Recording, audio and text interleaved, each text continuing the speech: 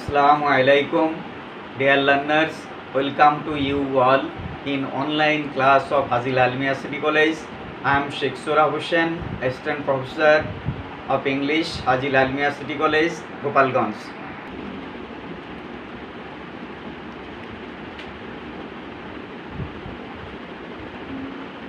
Dear learners, today's topic punctuation part 1, that is with ending punctuation. Learning outcome of today's topic, dear learners, you will be able to use ending punctuation correctly. Dear learners, you will be able to correct ending punctuation error. Dear learners, let us know what is punctuation. Punctuation is the system of inserting points or stops in written or printed matter in order to make the sense clear. প্রিয় শিক্ষার্থী, punctuation বলতে কি বোঝো? এই প্রশ্ন যদি তোমাদের করি তাহলে নিশ্চয়ই তার উত্তরটি হবে পাংচুয়েশন হলো সেই প্রক্রিয়া যার মাধ্যমে আমরা কোনো লেখনের মধ্যে বিরতি চিহ্নগুলো প্রবেশ করাই যাতে করে তার অর্থটা আমাদের কাছে পরিষ্কার হয়। Is punctuation important? You may ask another question. The answer is punctuation is very important, even more important than spelling. Bad punctuation can make nonsense out of sense. প্রিয় শিক্ষার্থী, তোমরা আমাকে আরেকটি প্রশ্ন করতে পারো, পাংচুয়েশন কি গুরুত্বপূর্ণ? তার উত্তর, পাংচুয়েশন অবশ্যই গুরুত্বপূর্ণ এবং অত্যন্ত গুরুত্বপূর্ণ, এমনকি এটা বানান অপেক্ষাও গুরুত্বপূর্ণ। এবং তোমাদের লেখনের মাঝে যদি ব্রামচিহ্নর ভুল করে ফেলো তাহলে সেটি কোনো অর্থ প্রকাশ করবে না। তোমরা যেটি বলতে চাচ্ছ সেটি পাঠকের কাছে পরিষ্কার হবে না। Dear learners, then you may ask another question. Is punctuation largely a matter of individual taste or are there definite rules? Answer is most grammarians would agree that punctuation is governed 2/3 by rule and 1/3 by personal taste. Often there is only one correct way to punctuate a sentence, but sometimes there are several ways and your choice will reveal your talent and ability. প্রিয় শিক্ষার্থী, তো আমরা আরেকটি প্রশ্ন সহজেই করতে পারো যে ব্রামচিহ্ন কি ব্যাকরণের কাঠকোট্টা নিয়ম দ্বারা পরিচালিত না ব্যক্তিগত পছন্দ এবং অভিরুচির ব্যাপার আছে? তার উত্তর হলো অধিকাংশ ব্যাকরণবিদের মতে ব্রামচিহ্ন 2/3 ব্যাকরণের কাঠকোট্টা নিয়ম দ্বারা পরিচালিত এবং 1/3 ব্যক্তিগত অভিরুচি এবং পছন্দের উপর নির্ভরশীল, যেটা তোমার মেধা এবং পছন্দের অনুসারে তুমি বসাবে। Dear learners, mainly in English there are 11 punctuation marks. The first one is full stop or period, then comma, then semicolon, then colon, then note of interrogation or question mark, then note of exclamation mark, and then inverted comma. Inverted comma may be single or double. After that apostrophe, then hyphen, and then brackets or parenthesis, then the last one dash.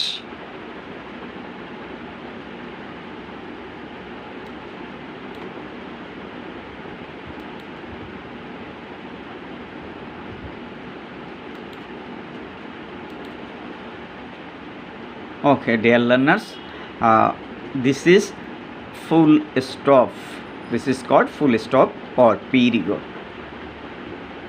আমরা assertive, imperative এবং optative বাক্যের শেষে পূর্ণবিরতি প্রকাশের জন্য full stop বসিয়ে থাকি। তারপরে যেটি আছে এটি হলো কমা, তো এটি আমরা স্বল্প বিরতি প্রকাশের জন্য ব্যবহার করি।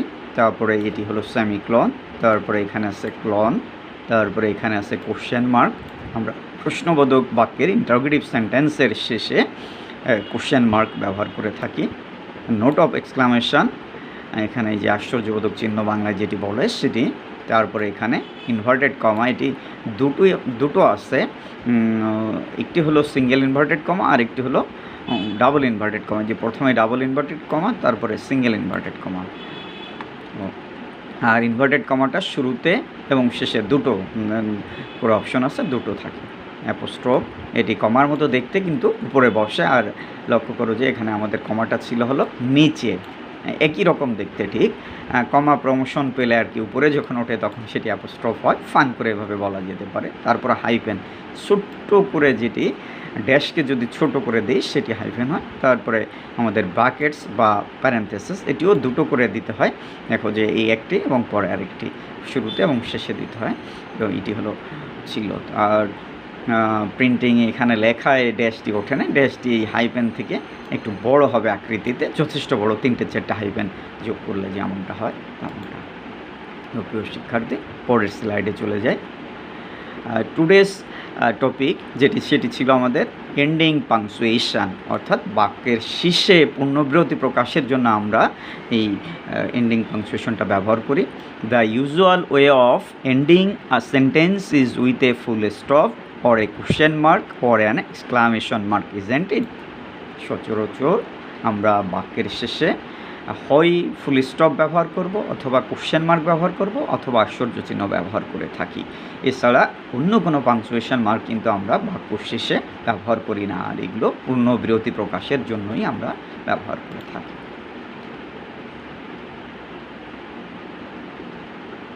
ডিয়ার লার্নার্স, প্রথমেই আমরা এন্ডিং পাংচুয়েশন হিসাবে ফুল স্টপের ব্যবহার শিখব।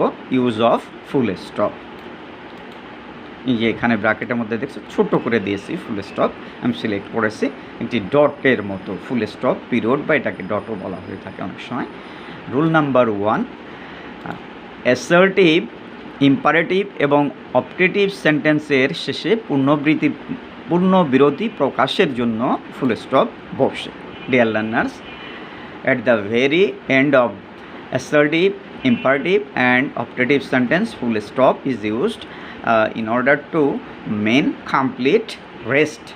In order to take complete rest, full stop is used after assertive, imperative and optative sentence. For example, Prantik is expert in mathematics. Here, after mathematics, full stop is used. Then go to the whiteboard. First one, Prantik is expert in mathematics, assertive sentence. Then go to the whiteboard, imperative sentence, and after board here full stop is used.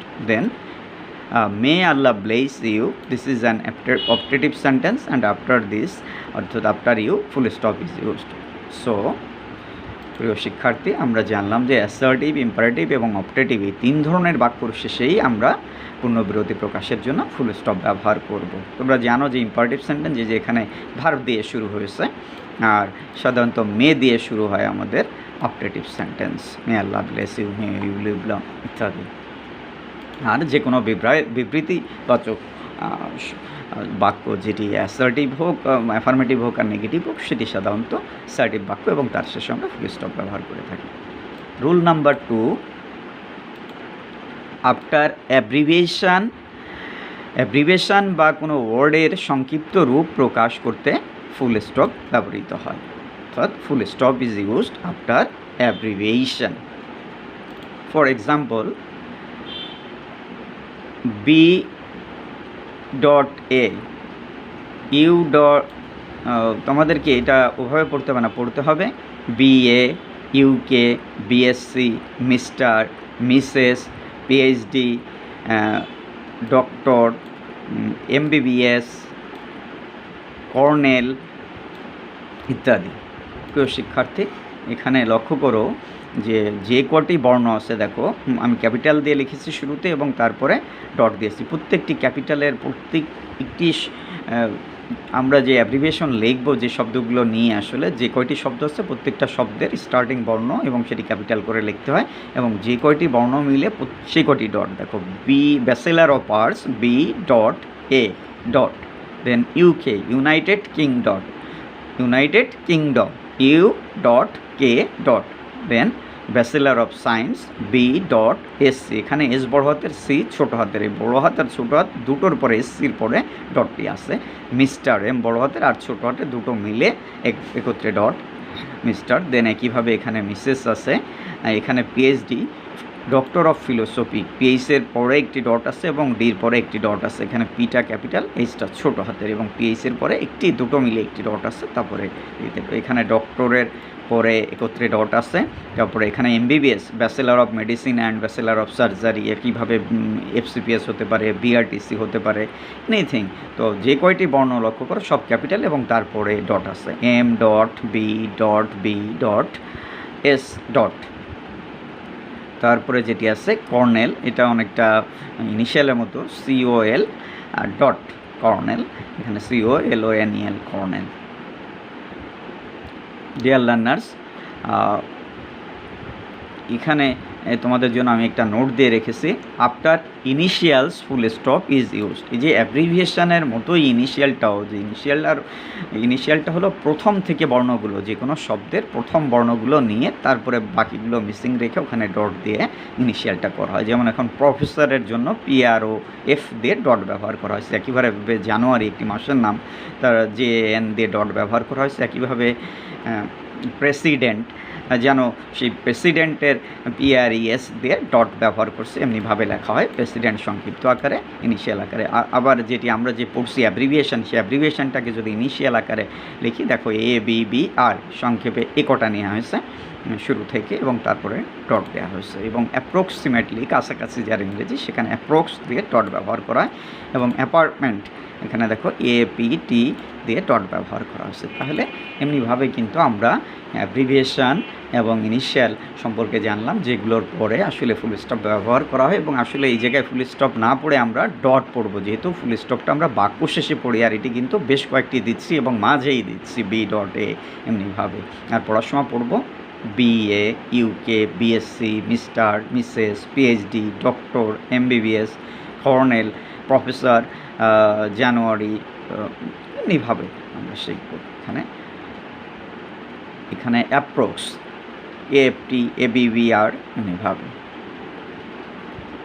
But exception to this rule but in case of measurement full stop is not used প্রিয় শিক্ষার্থী পরিমাপের বিষয়বস্তু যদি থাকে সেক্ষেত্রে আমরা যে abbreviation ব্যবহার করব সেক্ষেত্রে কিন্তু আমরা এই যে ফুল স্টপ যেটি ডট আকারে আমরা পড়ি বা ব্যবহার করি সেই ফুল স্টপ বা ডট আমরা ব্যবহার করব না এখানে উদাহরণ লক্ষ্য করো I want 10 feet long bamboo আমি 10 ফিট লম্বা বাঁশ চাই এখানে দেখো যে ফিট FT সংক্ষিপ্ত আকারে অ্যাব্রিভিয়েশন আকারে লিখেছে কিন্তু এখানে ডট ব্যবহার করিনি কেন করিনি কারণ আসলে এই ফুটটা হলো মেজারমেন্ট পরিমাপের বিষয়বস্তু তো সেটি মনে রাখবে পরের উদাহরণটিতে লক্ষ্য করো this log is 12 centimetre long এখানেও দেখো যে সেন্টিমিটারের জন্য আমরা CM ব্যবহার করেছি কিন্তু ডট ব্যবহার করিনি পরের উদাহরণটি Abrar was only 5 LB at birth LBটা হলো পাউন্ডের সংক্ষিপ্ত রূপ Abrar was only 5 LB at birth অর্থাৎ 5 পাউন্ড ছিল জন্মের সময় আবরার এখানে LBর পরে কিন্তু আমরা ডট ব্যবহার করি নেই লিব্রা ল্যাটিন শব্দ যেটাকে আসলে ইংরেজিতে পাউন্ডের জন্য ব্যবহৃত হয় সেখান থেকে সংক্ষিপ্ত আকারে LB নেওয়া হয়েছে লিব্রা থেকে but it is 13 inch long এটা 13 ইঞ্চি লম্বা এটি কিন্তু একটি ব্যতিক্রম যে আসলে ইঞ্চি যেটি সংক্ষিপ্ত আকারে ইঞ্চিকে আমরা IN ডট ব্যবহার করেছি এটা লাল কালি দিয়ে লিখেছি কারণ হলো এগুলো যেমন এখানে কিন্তু পরিমাপের বিষয় হওয়ার কারণে আমরা ফিট সেন্টিমিটার এবং LB পাউন্ড যেটি তার জন্য কিন্তু ডট ব্যবহার করিনি কিন্তু ইঞ্চিকে যখন আমরা সংক্ষিপ্ত আকারে লিখছি সেটি কিন্তু পরিমাপের বিষয়বস্তু হওয়া সত্ত্বেও ডট আমাদের ব্যবহার করতে হবে এটি ব্যতিক্রম জন্য again if the abbreviation is used as acronym or ellipsis you will not use full stop after it acronym গুলো যদি আবার বলি তোমাদের যে অ্যাব্রিভিয়েশনগুলো যদি অ্যাক্রোনিম অথবা ইলিপসিস হিসাবে ব্যবহৃত হয় তাহলে কিন্তু তার পরে সেক্ষেত্রে আমাদের ফুল স্টপ বা ডট ব্যবহার করার প্রয়োজন নেই। ইলিপসিস বা অ্যাক্রোনিমটা কি, সেটি হলো অ্যাব্রিভিয়েশনটাকে যদি সুন্দর একটি নাম দেওয়া যায়। এখানে উদাহরণের দিকে লক্ষ্য করো, NASA is situated in the USA. এখানে দেখো যে N.A.S .A না লিখে আমরা কিন্তু ডটগুলো উঠিয়ে দিয়েছি এবং নাসা এটি কিন্তু NASA এভাবে পড়ছি না, পড়ছি কি নাসা। অর্থাৎ এরকম সুন্দর যদি উচ্চারণ একটি নাম দেওয়া যায় তাহলে সেটিকে আমরা বলছি অ্যাক্রোনিম বা ইলিপসিস, এবং এক্ষেত্রে অ্যাব্রিভিয়েশনের জন্য আমরা ডট ব্যবহার করব না। কিন্তু এখানে লক্ষ্য করো যে USA U.S.A. এটিকে পড়বো কীভাবে, ইউএস। আমরা কিন্তু এটিকে ডট উঠিয়ে দিয়ে উষা পড়ব না, এভাবে পড়া যাবে না। তাহলে পরের উদাহরণটিকে দেখো, the last SAARC summit was held in Bangladesh.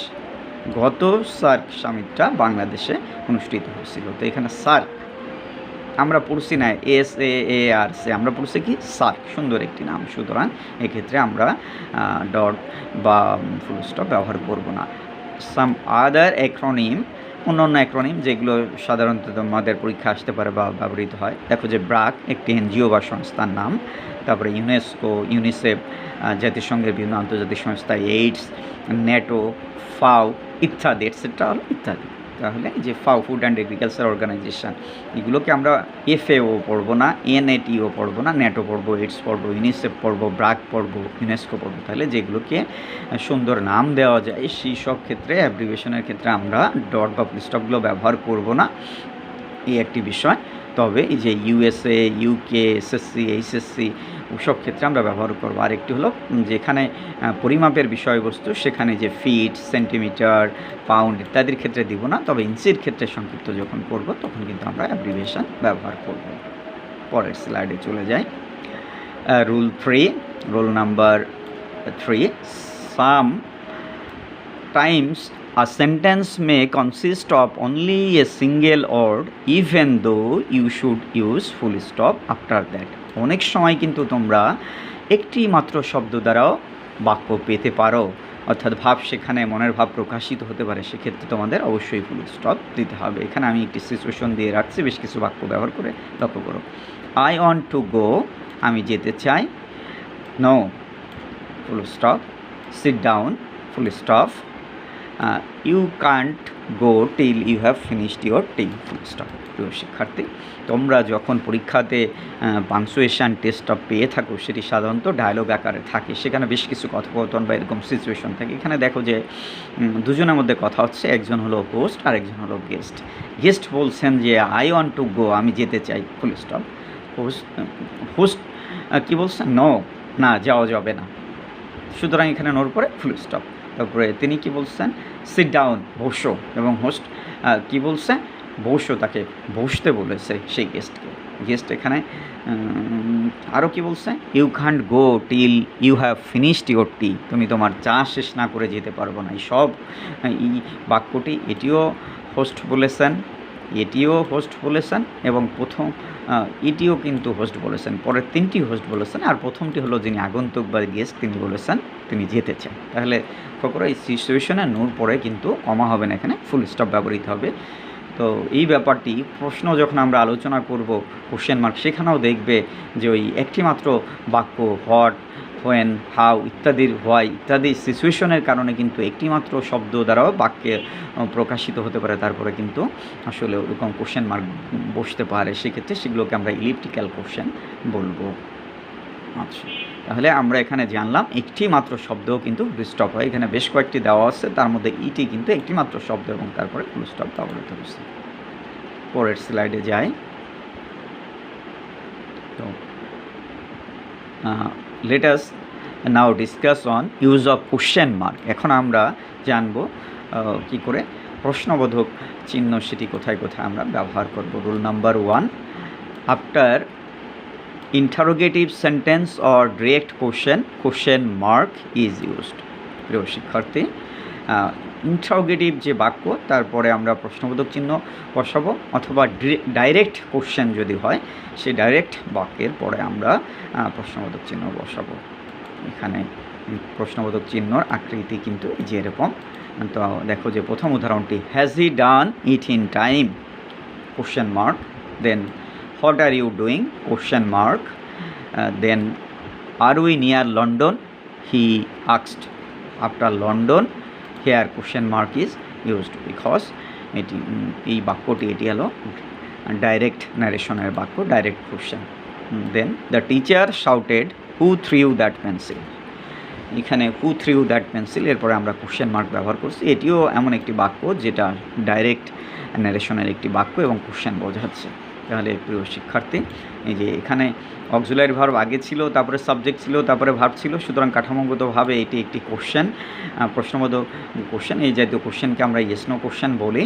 সুতরাং তারপরে আমরা এখানে এই যে প্রশ্নবোধক চিহ্ন দিয়েছি। আবার এটা ডাব্লিউএস কোশ্চেন আমরা বলি, হু, হোয়াট, হাউ, হোয়েন ইত্যাদি দ্বারা প্রশ্ন করা হলে এখানে দেখো হোয়াট আর ইউ ডুইং, এখানে ডুইংয়ের পরে আমরা প্রশ্নবোধক চিহ্ন দিয়েছি। এর দুটি ইন্টারোগেটিভ বাক্য। পরের যে বাক্যটি এটা হলো ডাইরেক্ট কোশ্চেন, ওই ডাইরেক্ট ন্যারেশন, আবার সেখানে কোশ্চেন করা হয়েছে। একইভাবে পরের যে উদাহরণটি আছে সেটিও এই যে who threw that pencil, the teacher shouted, এখানে প্রশ্নবোধক চিহ্ন ব্যবহার করছি কারণ এটি হলো ডাইরেক্ট কোশ্চেন। এখানে একটি নোট দিয়েছি তোমাদের জন্য, এটি লক্ষ্য করো, you should not use question mark after indirect or reported question. প্রিয় শিক্ষার্থী, যে ইনডাইরেক্ট প্রশ্নর ক্ষেত্রে, অর্থাৎ তোমাদের ওই যে ইনডাইরেক্ট ন্যারেশনে যদি প্রশ্ন থাকে, সেটি প্রশ্ন মতো আপাতত মনে হলে বা দেখতে মনে হলে সেটিকে কিন্তু আমরা প্রশ্নবোধক চিহ্ন দিব না। এই যে ডাইরেক্ট কোশ্চেন আছে, এটাকে যদি আমরা ইনডাইরেক্ট করি সেটি কি দাঁড়ায়, he asked if they were near London, এখানে কিন্তু আমরা ফুল স্টপ ব্যবহার করব লন্ডনের পর। এখানে কোনোভাবেই কোশ্চেন মার্ক দেওয়া যাবে না, যদিও এটা আপাতত দৃষ্টিতে প্রশ্নের মতো মনে হচ্ছে। The teacher demanded to know who threw that pencil, এখানেও আমরা ফুল স্টপ ব্যবহার করব। এই বাক্যর শেষে কোশ্চেন মার্ক দেওয়া যাবে না, কারণ এটি ছিল এই যে ডাইরেক্ট কোশ্চেন, এইটিকে যদি আমরা ইনডাইরেক্ট করি তাহলে এটি দাঁড়ায় the teacher demanded to know who threw that pencil. সুতরাং এখানে আমরা ফুল স্টপ ব্যবহার করব। তাহলে আমরা কি জানলাম এখানে, যে ইন্টারোগেটিভ বাক্য এবং ডাইরেক্ট কোশ্চেন হলে তারপরে আমরা ফুল স্টপ কোশ্চেন মার্ক ব্যবহার করব, কিন্তু যদি ইনডাইরেক্ট কোশ্চেন হয় বা রিপোর্টেড স্পিচের, ইনডাইরেক্ট রিপোর্টেড স্পিচের ক্ষেত্রে আমরা কিন্তু ফুল স্টপ ব্যবহার করব, কোশ্চেন মার্ক দেব না। Here is a test for you, he asked me if I was happy, আমি কোনো চিহ্ন বসাইনি। প্রিয় শিক্ষার্থী, তোমরা কি বলতে পারো এখানে কি হবে? ফুল স্টপের কথা ভাবছো নাকি কোশ্চেন মার্কের কথা ভাবছো? হয়তো কেউ কোশ্চেন মার্কের কথা ভাবছো, কিন্তু সেটি হবে না, এখানে ফুল স্টপ ব্যবহার করতে হবে। He asked me if I was happy. Then দ্বিতীয় উদাহরণটি, I asked him where his brother was, এখানেও কিন্তু কোশ্চেন মার্ক ব্যবহার করা যাবে না, এটি ইনডাইরেক্ট কোশ্চেন, সুতরাং এখানে ফুল স্টপ ব্যবহার করতে হবে। প্রিয় শিক্ষার্থী, rule number 2 for question mark, tag question a statement এর পরের অংশ অর্থাৎ ট্যাগ অংশ এর শেষে কোশ্চেন মার্ক বসে। প্রিয় শিক্ষার্থী, তোমরা এসএসসিতে ট্যাগ কোশ্চেন পড়ে আসছো, জানো ট্যাগ কোশ্চেনে দুটো অংশ থাকে, একটি স্টেটমেন্ট আর একটি হলো ট্যাগ অংশ। এখানে উদাহরণের দিকে খেয়াল করো, he should go there, shouldn't হি, এরপরে আমরা কোশ্চেন মার্ক ব্যবহার করছি। খেয়াল করো যে হি শুড গো দেয়ার, এটি স্টেটমেন্ট অংশ, তারপরে আমরা কমা ব্যবহার করব। এরপরে দ্বিতীয় অংশ যেটি ট্যাগ কোশ্চেনে, সেটি হলো ট্যাগ অংশ, শুডন্ট হি, এখানে কিন্তু আমরা শেষে কোশ্চেন মার্ক ব্যবহার করব। দ্বিতীয় উদাহরণটি একইভাবে, দে আর নট ডুইং ইট, এখানে আমরা কমা ব্যবহার করব, এবং ট্যাগ অংশ যেটি আর দে, এখানে আমরা কোশ্চেন মার্ক ব্যবহার করব। তাহলে এই যে দুটি বাক্য ছিল আমাদের ট্যাগ কোশ্চেনের বাক্য, এবং দুটো বাক্যর শেষেই আমরা কোশ্চেন মার্ক ব্যবহার করেছি। রুল 3, কমপ্লেক্স সেন্টেন্সের যে কোনো একটি ক্লজ যদি ইন্টারোগেটিভ হয় তবে সেই কমপ্লেক্স সেন্টেন্সের শেষে কোশ্চেন মার্ক ব্যবহার করতে হবে। প্রিয় শিক্ষার্থী, তোমরা সিম্পল, কম্পাউন্ড এবং কমপ্লেক্স শিখে এসেছো, এসএসসিতে ছিল, ইন্টারমিডিয়েটও আসছে।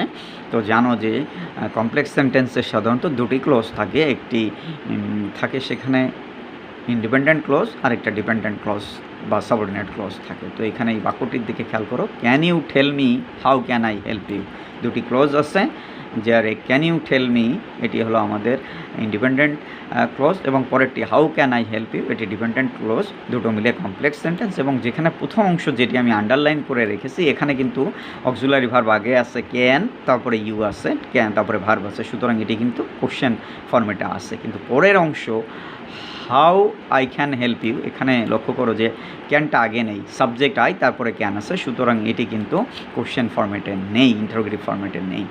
কিন্তু যেহেতু দুটি ক্লজ মিলে একটি কমপ্লেক্স সেন্টেন্স, একটি ক্লজ ইন্টারোগেটিভ ফর্মেটে আছে, সুতরাং পুরো বাক্যের শেষে আমরা কিন্তু কোশ্চেন মার্ক ব্যবহার করেছি এবং তোমাদেরও তাই করতে হবে। পরের উদাহরণটি লক্ষ্য করো একইভাবে, do you know where he is, এখানেও তোমার কোশ্চেন মার্ক ব্যবহার করতে হবে। এবং পরের উদাহরণটি, isn't it known to you that he is my brother, শেষে কিন্তু কোশ্চেন মার্ক ব্যবহার করছি। এই তিনটি সেন্টেন্স ছিল আমাদের কমপ্লেক্স সেন্টেন্স, যেখানে একটি ক্লোজ ইন্টারোগেটিভ ফর্মেটে ছিল, একটি ক্লোজ স্টাডি ফর্মেটে ছিল, কিন্তু আমরা উভয় ক্লোজ শেষে গিয়ে বাক্য শেষে ফুল স্টপ ব্যবহার না করে কোশ্চেন মার্ক ব্যবহার করছি। সুতরাং এরকম যদি তোমরা পাও যে কমপ্লেক্স সেন্টেন্স একটি ক্লোজ তোমার কোশ্চেন ইন্টারোগেটিভ আকারে আছে, তাহলে পুরো বাক্য শেষে কোশ্চেন মার্ক ব্যবহার করবে। পরের রুল নাম্বার 4 যেটি সেটি আছে, কখনো কখনো বক্তা বিস্মিত বা বিরক্ত হয়ে অ্যাসার্টিভ সেন্টেন্সকে ইন্টারোগেটিভ সেন্টেন্স হিসাবে ইউজ করে। অ্যাসার্টিভ সেন্টেন্সটি ইন্টারোগেটিভ সেন্টেন্স হিসাবে ইউজ হচ্ছে কিনা তা নির্ভর করে সিচুয়েশনের উপরে। প্রিয় শিক্ষার্থী, উদাহরণ দুটি লক্ষ্য করো, he hasn't gone yet, you can eat 30 banana at a time. উভয় বাক্য শেষে প্রশ্নবোধক চিহ্ন দেওয়া হয়েছে। এটা কাঠামোগতভাবে দেখতে কিন্তু অ্যাসার্টিভই আছে, কিন্তু আসলে এই যে বক্তা এখানে বিরক্ত হয়েছে প্রথম বাক্যে যে সে এখনও যায়নি, তার মানে তার থাকাটা বক্তার কাছে যে ডায়লগ আকারে তোমরা পাবে সেখানে আগে পড়ে তো সিচুয়েশন আছে, সেই সিচুয়েশনে বক্তা তার উপস্থিতিটাকে তার থাকাটাকে বিরক্ত হচ্ছে, সেই কারণে তিনি কি বলছেন, হি হ্যাজ নট গান ইয়েট, তখন তিনি এটি প্রশ্ন, আমরা পরিস্থিতির কারণে এখানে প্রশ্ন ব্যবহার করব। You can eat 30 banana at a time, এটি কিন্তু বিস্মিত যে বক্তা যিনি তিনি আসলে বিস্ময় প্রকাশ করছে যে তুমি 30টা কলা একসাথে খেতে পারো। তো এগুলো খুব কম তোমরা পাবে ব্যবহার, কিন্তু জেনে রাখো যে এরকম অবস্থা পরিস্থিতির কারণে কিন্তু দেখতে অ্যাসার্টিভ হলেও আসলে সেখানে প্রশ্ন করা হয়েছে বিস্ময় এবং বিরক্ত প্রকাশের কারণে, সে কারণে কিন্তু এখানে কোশ্চেন মার্ক বসবে। পরের যে রুলটি সেটি হলো rule number 5, some sentences although shaped in the form of question are really request or commands, but this too must have their question mark.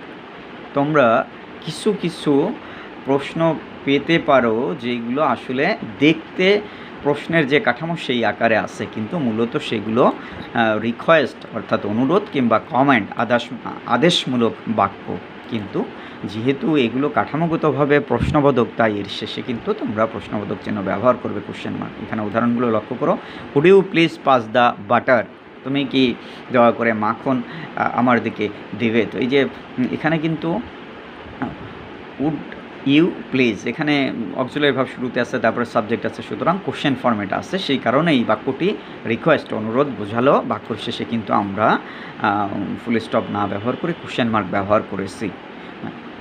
পরের বাক্যটি, could you stop talking for one moment, তুমি এক মুহূর্তের জন্য কথা বলা বন্ধ করো। তো এখানে আসলে তাকে আদেশ করা হয়েছে এবং আমরা এখানে কিন্তু কোশ্চেন মার্ক ব্যবহার করেছি যেহেতু ফরম্যাটে শুরুতেই কোড আছে। Will you kindly type this work again, after the sentence আমরা কিন্তু কোশ্চেন মার্ক এখানে ব্যবহার করেছি। আসলে এটাও একটু রিকোয়েস্টের বাক্য, অনুরোধমূলক বাক্য, এবং এখানে দেখতে কাঠামোগতভাবে স্ট্রাকচারে কিন্তু এটি প্রশ্ন ইন্টারোগেটিভ বাক্য, সে কারণে কিন্তু আমরা এখানে প্রশ্নবোধক চিহ্ন ব্যবহার করেছি, যদিও এটি রিকোয়েস্ট বুঝিয়েছে। এবং রুল নাম্বার 6, ইতিমধ্যে আলোচনা করা হয়েছে যে কোনো প্রশ্ন করা হলে সেক্ষেত্রে কিন্তু আমাদের কোশ্চেন মার্ক ব্যবহার করতে হয়। অনেক সময় দেখা যায় যে একটি প্রশ্নের সাথে ছোট ছোট কিছু ওয়ার্ড বা ফ্রেজও প্রশ্ন আকারে ব্যবহৃত হয়। এক্ষেত্রে প্রতিটি ওয়ার্ড বা ফ্রেজের পরে একটি করে কোশ্চেন মার্ক তোমরা ব্যবহার করবে। উদাহরণগুলো লক্ষ্য করো। প্রথম যে সিচুয়েশনটি আছে এই নম্বরে, who is responsible for losing the game, the coach, the manager or the players. তাহলে এখানে খেলায় হারার জন্য কে দায়ী? কোচ, ম্যানেজার, খেলোয়াড়েরা। তো আসলে এখানে এই যে ফ্রেজগুলো আছে, the coach, the manager, the phrase, the প্লেয়ার্সের পরে কিন্তু আমরা প্রশ্ন, ছোট ছোট প্রশ্ন, সুতরাং প্রত্যেকটি ক্ষেত্রে আমরা কোশ্চেন ব্যবহার করব। দ্বিতীয় যে উদাহরণটি বি নাম্বারে, what do you want, book, pencil, তুমি কি চাও? বই, পেন্সিল। আসলে এরপরে একটি মাত্র শব্দ হলো আসলে এইগুলো দ্বারা প্রশ্ন করা বুঝিয়েছে। তো প্রিয় শিক্ষার্থী, এমনিভাবে বড় বাক্যের সাথে অনেক সময় ছোট ছোট একটি মাত্র শব্দ বা ফ্রেজ আকারেও প্রশ্ন জুড়ে দেওয়া থাকতে পারে। সেখানে আসলে এখানে সেন্স এর জন্য কিন্তু এখানে কোশ্চেন মার্ক ব্যবহার করা হয়েছে। এমনকি অনেক সময় আমি ইলিপ্টিক্যাল কোশ্চেনের কথা বলছিলাম, সিচুয়েশানে যে যদি এরকম হয় দুটি বাক্য পাশাপাশি থাকে যে he has been arrested by the police. Why? তো এইখানে he has been arrested by the police, এখানে কিন্তু আমরা ফুল স্টপ ব্যবহার করবো। কিন্তু এরপরে পরের বাক্যে যখন অনলি হোয়াই ব্যবহার করছে, কেন, এটি দ্বারা কিন্তু তাকে প্রশ্ন করা হচ্ছে কেন তাকে অ্যারেস্ট করা হয়েছে। সুতরাং এই যে আফটার হোয়াই, এখানে কিন্তু একটি মাত্র শব্দের পরে আমরা কোশ্চেন মার্ক ব্যবহার করবো। এই জাতীয় যে প্রশ্ন, এটি কিন্তু আসলে ইলিপ্টিক্যাল কোশ্চেন বলা হয়। তো এমনিভাবে তোমরা সিচুয়েশনের কারণে ডায়লগ আকারে যখন পরীক্ষায় তোমরা প্রশ্নের সমাধান করবে, হোয়াই, হাউ, হোয়াট ইত্যাদির পরেও একটি মাত্র শব্দের পরেও এরকম ইলিপ্টিক্যাল কোশ্চেন হিসাবে আসতে পারে। এখানে যেমন বুক, পেন্সিল একটি মাত্র শব্দের পরে কিন্তু পরিস্থিতির কারণে ব্যবহৃত হয়েছে কোশ্চেন মার্ক।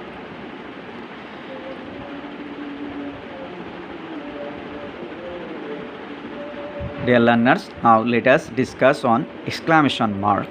প্রিয় শিক্ষার্থী, এক্সক্লামেশন মার্কটা ঠিক এরকমই যে আমি দিয়ে রেখেছি। এরপরে দেখো যে rule number 1, an exclamation mark is used after exclamatory sentence expressing joy, grief, surprise and other strong feelings. আসলে এক্সক্লামেটরি সেন্টেন্সের শেষে কিন্তু তোমরা এই আশ্চর্যবোধক বা note of exclamation, sign of exclamation এই মার্কটি ব্যবহার করবে। এবং তোমরা জানো যে এক্সক্লামেটরি সেন্টেন্স কি এক্সপ্রেস করে? জয়, গ্রিফ, সারপ্রাইজ ওর আদার স্ট্রং ফিলিংস, আনন্দ, বেদনা, দুঃখ ইত্যাদি মনের যে জোরালো আবেগ, অনুভূতি, সেগুলো প্রকাশ করে। সেই সব বাক্যের শেষে আমরা এই আশ্চর্যবোধক চিহ্ন ব্যবহার করব। এটি ছিল rule number 1। For example, how perfectly wonderful to see you again, পুনরায় তোমাকে দেখা কত না আনন্দের। এখানে দেখো আনন্দ প্রকাশিত হয়েছে, সুতরাং আমরা এক্সক্লামেশন মার্ক ব্যবহার করেছি। পরের উদাহরণটি, good heavens, he has been murdered, হে ঈশ্বর, সে খুন হয়েছে। দেখো গুড হ্যাভেন্স, এরপরে আমরা আশ্চর্যবোধক চিহ্ন দিয়েছি, এরপরে হি হ্যাজ বিন মার্ডার্ড, এরপরেও আশ্চর্যবোধক চিহ্ন ব্যবহার করেছি। আসলে এখানে হে ঈশ্বর, সে খুন হয়েছে, এখানে অবাক যেটি সেটি বুঝিয়েছে, অবাক করা, মনের স্ট্রং ফিলিং, সে কারণেই। What a nice picture it is, কি চমৎকার একটি দৃশ্য, এরপরে আমরা আশ্চর্যবোধক চিহ্ন ব্যবহার করেছি, যেটা নোট অফ এক্সক্লামেশন। তারপরে how nice the bird is, কি চমৎকার পাখিটি দেখতে। Last one, what a terrible mother in law you have got, কি বাজে একটা, কি ভয়ানক একটা শাশুড়ি পেয়েছো তুমি। তো আসলে এইসব বাক্যগুলো, এইটি ছিল আমাদের হট এবং হাউ দ্বারা এই দুটি বাক্য। বাদ বাকিগুলো অন্য অন্য সিচুয়েশান আছে। পরেরটিও হট এ দ্বারা শুরু হয়েছে, আগেরটিও হাউ দ্বারা শুরু হয়েছে, আর এখানে কিন্তু তেমন শুরু হয়নি, এখানে কিন্তু আসলে ওই ইন্টারজেকশনের মতো ফিলিংস প্রকাশিত হয়েছে। যাই হোক, যে এক্সক্লামেটরি সেন্টেন্সের শেষে কিন্তু আমরা আশ্চর্যবোধক চিহ্ন ব্যবহার করব, সেটা এখান থেকে জানলাম। আর এক্সক্লামেটরি সেন্টেন্সকে মনের আনন্দ, দুঃখ, বেদনা ইত্যাদি জোরালো ফিলিংস অথবা অবাক করা বোঝাবে। সেই সব ক্ষেত্রে যে তুমি অবাক হবে, সেই সব ক্ষেত্রে বাক্যের শেষে এক্সক্লামেশন মার্ক ব্যবহার করবে। পরের স্লাইডে যায়। Rule number 2, after interjection exclamation mark is used. কিছু কিছু শব্দ আছে যেগুলো ইন্টারজেকশান হিসাবে পরিচিত, এবং সেই ইন্টারজেকশানগুলো সবসময় এক্সক্লামেশন মার্ক নিয়েই বসে। এখানে দেখো যে হুররার পরে এক্সক্লামেশন মার্ক, এখানে এলাসের পরে এক্সক্লামেশন মার্ক, এখানে ফাই দুইবার ব্যবহার করা হয়েছে, প্রতিবারের পরে কিন্তু আশ্চর্যবোধক চিহ্ন ব্যবহার করা হয়েছে। আসলে এই যে এই শব্দগুলা যে হুররে, এলাস, ফাই, এগুলো ইন্টারজেকশন সবসময় তার পরপরই আশ্চর্যবোধক চিহ্ন অর্থাৎ নোট অফ এক্সক্লামেশন বসবে, এবং এখানে পরবর্তী যে অংশ আছে বাক্য শেষে hour college team has won the game, এখানে কিন্তু ফুল স্টপ। তো আগের বাক্যগুলোতে আমরা বাক্য শেষে, আর এখানে কিন্তু ইন্টারজেকশনের পরপর এক্সক্লামেশন মার্ক বসছে এবং বাক্য শেষে কিন্তু ফুল স্টপ ব্যবহার করছে। তাহলে hurrah our college team has won the game, then alas I am undone, C নাম্বারে আছে fie she has done a nasty job, she সে একটা বাজে কাজ করেছে, যে সি তারপরে আমরা ব্যবহার করেছি। তো প্রথমটিতে আনন্দ প্রকাশিত হয়েছে, এখানে পরেরটিতে দুঃখ প্রকাশিত হয়েছে, আর এখানে ওই ন্যাক্কারজনক ঘটনা, মনের যে স্ট্রং ফিলিংস ফাই সি সেটি বসেছে। ঘৃণা, মূলত ঘৃণা প্রকাশ করেছে ফাই দ্বারা। List of some other words those are generally used as interjection, আরও কিছু শব্দের একটি তালিকা আমি এখানে দিয়ে রেখেছি যেগুলো ইন্টারজেকশন হিসেবে ব্যবহৃত হয়, একটু দেখে নাও। ওয়াও, দেন ও, তারপরে আছে আ, তারপরে আছে এইস আ, তারপরে আছে ইউরেকা, তারপরে আছে গোশ, তারপরে আছে gee, oops, yippee, bravo, cheers, congratulations, then hello, then hey, then ha, then humph, then hush, and last one ouch. এগুলো কিছু ইন্টারজেকশান যেগুলো তোমরা বিভিন্ন সময় বিভিন্ন টেস্টে, পরীক্ষায়, বিশ্ববিদ্যালয় ভর্তি পরীক্ষা অথবা তোমাদের ইন্টারনাল পরীক্ষায় পেতে পারো। যাই হোক, এসবের পরে তোমরা কিন্তু আশ্চর্যবোধক চিহ্ন দেবে, কারণ কি এই শব্দগুলো ইন্টারজেকশান। ওকে, rule number 3, commands and wishes. Learners, commands and wishes often take an exclamation marks.